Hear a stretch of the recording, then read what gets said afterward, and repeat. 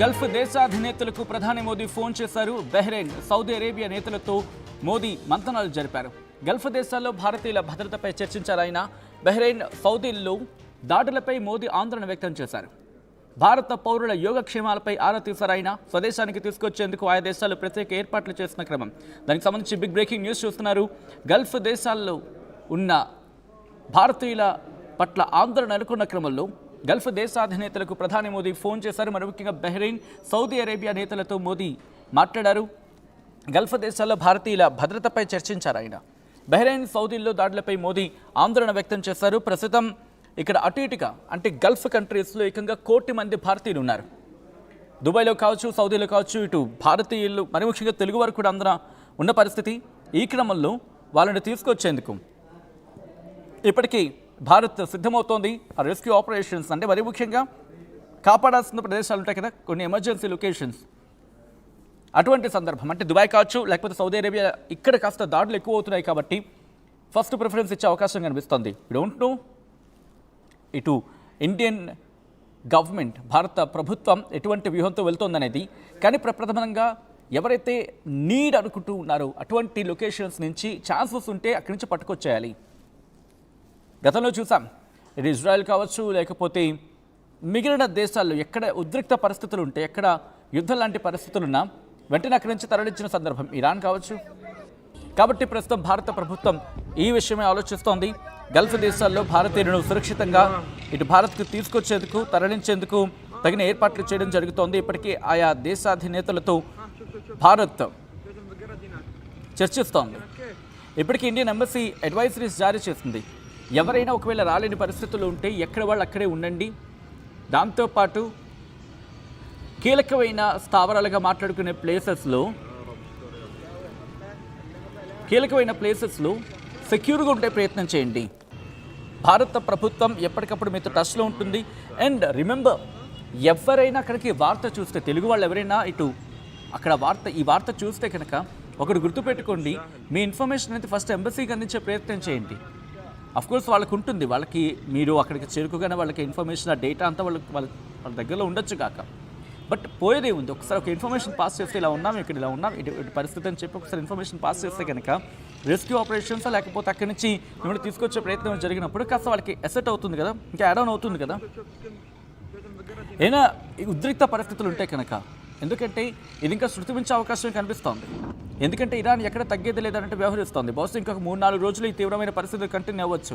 ఒకవేళ అమెరికా ఈరోజు రాత్రికో రేపు కలుగజేసుకుంటే, ఎందుకంటే ఇప్పటికీ ఇదే అంశం మీద అమెరికా వాళ్ళ రక్షణ శాఖ chairman of joint chiefs of staff US forces ఇప్పుడు ప్రెస్ మీట్ నిర్వహించడం జరుగుతుంది. వాళ్ళు మాట్లాడుతున్నారు పెంటగాన్లో. కాబట్టి వాళ్ళు ఏమంటున్నారు, ఇప్పుడు ఒక కీలకమైన స్టేట్మెంట్ వాళ్ళు ఇవ్వడం జరుగుతోంది. ప్లేన్స్ అయితే నష్టపోయాం కువైట్లోని, దాంతోపాటు ఇన్వెస్టిగేషన్ జరుగుతోంది. ఇంకా ఏమంటున్నారు, అక్కడ ఎటువంటి పరిస్థితుల్లో వాళ్ళని కూడా మేము కాపాడుకుంటాం, మా మిత్ర దేశాలను కూడా కాపాడుకునే బాధ్యత మాదంటోంది. బట్ మాటలకే పరిమితం అవుతుందా, చేతుల్లోకి దిగుతుందా? ఒకవేళ చేతుల్లోకి దిగితే కనుక యూఎస్ కనుక ప్రొటెక్షన్ ఇస్తే వాళ్ళ ఏం అవసరం, ముందుగా యాంటీ మిసైల్ సిస్టమ్ డిఫెన్స్, వాళ్ళ ఎయిర్ డిఫెన్స్ సిస్టమ్ అనేది ప్రాపర్గా వాళ్ళకి కల్పిస్తే కనుక ముందు కొంచెం ఆ డ్యామేజ్ తగ్గొచ్చు, లేకపోతే తగ్గే అవకాశం ఉంటుంది. లేదు చేతులు ఎత్తేస్తే కనుక ఇంకా మాట్లాడగలిగేదే లేదు.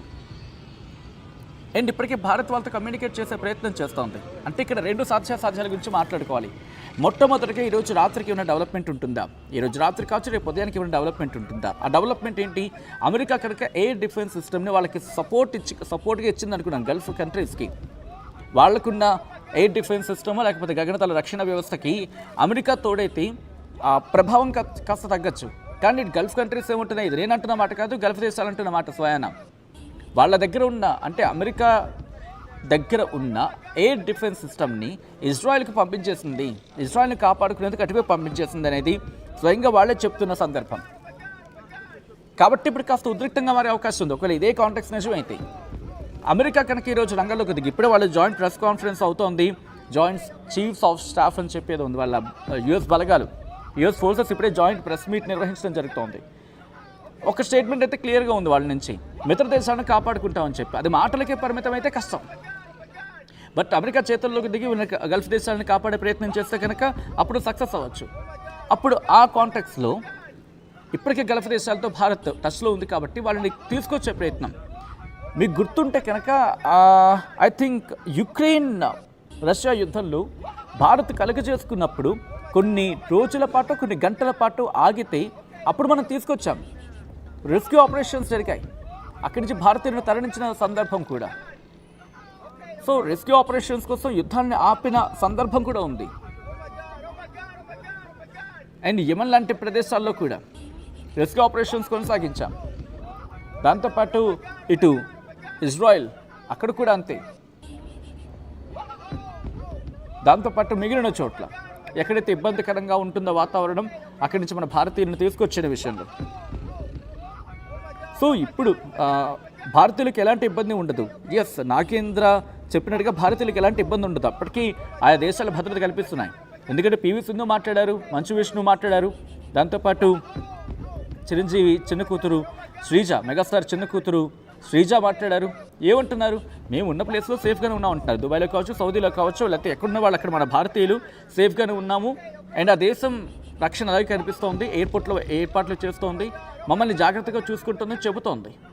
అంటే వాళ్ళకున్న ఏమంటారు ఆ మినిమల్ ఎయిర్ డిఫెన్స్ సిస్టమ్తోనే ఇంత చూసుకోగలిగితే రేపోతే అటాక్కి దిగినప్పుడు అంటే ఇరాన్ ఇంకా గట్టిగా.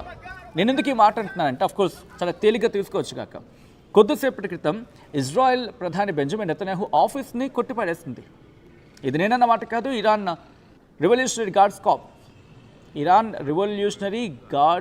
గార్డ్ కాప్స్ వాళ్ళు ఏమంటున్నారు? మేము బెంజమిన్ నెతన్యాహు ఆఫీస్ని డ్యామేజ్ చేస్తామని చెప్పి వాళ్ళు చెప్తున్నారు. కాబట్టి బెంజమిన్ నెతన్యాహు ఆఫీస్ని టార్గెట్ చేయగలిగిన వాళ్ళకి గల్ఫ్ దేశాల్లో ఉన్న ఈవెంత అంత జుజుబియే కదా మన వాడుక భాషలో చెప్పాలంటే. సో ఈ కంపారిజన్ చూసుకున్నప్పుడు అఫ్కోర్స్ ఇప్పటివరకు సేఫ్గా ఉన్నారు. భవిష్యత్తులో కూడా సేఫ్గా ఉండాలంటే ముందుగా వాళ్ళకి రక్షణ వ్యవస్థ గగనతలంలో గట్టిగా కల్పించాల్సిందే. ఐరన్ డోమ్ పంపిస్తారా, లేకపోతే డేవిడ్ స్లింగ్ పంపిస్తారా, లేకపోతే దానికి మించినవి ఉన్నాయి అవి పంపిస్తారు, థాడ్ లాంటి రక్షణ వ్యవస్థను పంపించడం జరుగుతుందో ఏం పంపిస్తారు అమెరికా ఆలోచించాలి.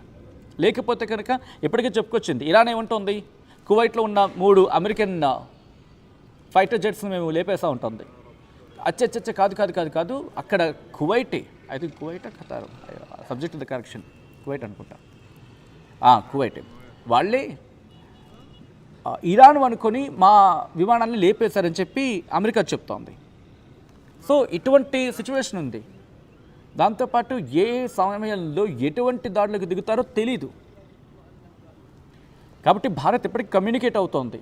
ఒకవేళ ఇక్కడికి వచ్చే సందర్భం ఉంటే కనుక వచ్చేయండి, అక్కడ సేఫ్ కాదనుకుంటే.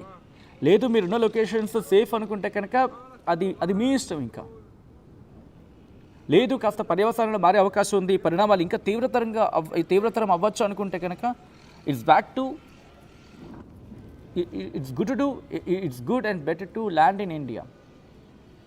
ఎందుకంటే బెహ్రెన్లో భారీ పేలుళ్లు జరుగుతున్నాయి. పోర్టుల్లో సౌదీ కావచ్చు, దుబాయ్లో కావచ్చు, పోర్టులు కొట్టిపడేస్తున్నారు. ఇంత జరుగుతున్నప్పుడు అక్కడ ఆయిల్ రిఫైనరీస్ని, చమురు శుద్ధి కర్మాగారాలు ఉంటాయి కదా, వాటిని కొట్టిపడేస్తుంటే ఇంకా మన ఇల్లు ఒక లెక్క. జస్ట్ ఆలోచించే ప్రయత్నం చేయండి. ఇరాన్ టార్గెట్ చేయడం మొదలుపెట్టింది. ఎందుకు ఇరాన్ టార్గెట్ చేస్తోంది? అది ఇరాన్ గల్ఫ్ దేశాల మీద కోపం కాదు, కానీ ఇండైరెక్ట్గా గల్ఫ్ దేశాల మీద కోపం. ఎందుకని? వద్దు అంటే అమెరికాను తీసుకొచ్చి పక్కలో బల్లంలో కూర్చోబెట్టుకున్నారు. ఇప్పుడు అమెరికా కాపాడుతుంది అనుకుంటే చేతులెత్తేసి ఇజ్రాయెల్ని కాపాడుతోంది. ఇది నేనన్న మాట కాదు కదా, గల్ఫ్ దేశాలు అంటున్న మాట కదా. మాకు రక్షణ వ్యవస్థ లేకుండా అమెరికా చేతులెత్తేస్తుందని చెప్పి మరంటప్పుడు ఎవరినన్నాలి ఇంకా బ్రేము? ఇది స్వయంకృత అపరాధం కాదా గల్ఫ్ దేశాలకి? అమెరికాని నమ్మి మోసపోవడం కాదా?